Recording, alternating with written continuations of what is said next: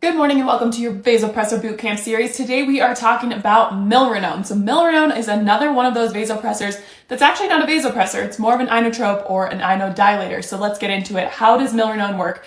Milrinone is a PDE3 inhibitor. So this is going to inhibit the breakdown of cyclic AMP, which ultimately is going to cause contraction. It's also going to cause relaxation in the peripheral vessel. So it causes contraction in the cardiac myocytes and relaxation in the peripheral vessels. So with that, you can see hypotension. So big thing to watch out for with Milrinone is hypotension. It's also renally eliminated. So this one is not as quick on off as dobutamine, especially if you have a patient in renal failure. It has a much longer half-life. So when would you think of using Milrinone versus dobutamine? If a patient's been on a chronic beta blocker, right away, your dobutamine is going to have a completely opposite mechanism.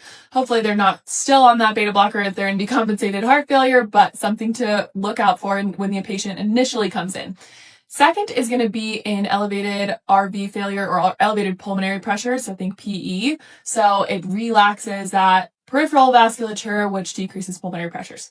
So a little bit better for that if your patient can tolerate the hypotension. Lastly, there is some thought that maybe there are fewer arrhythmias with Milrinone than dobutamine, but the DOREMI trial kind of put that to rest. The DOREMI trial looked at patients with cardiogenic shock and compared dobutamine to Milrinone, really found no difference in their primary composite outcome of death, myocardial infarction, MCS, all that kind of stuff. So really no difference between the two in terms of the larger, more serious clinical outcomes. So that being said, pick your inodilator based on the clinical situation, your hemodynamics. Don't forget to look at their renal function. So that's what I got for you guys. Follow me for more quick tips, clinical pearls, pharmacology breakdowns. That's what I got. See you guys next time.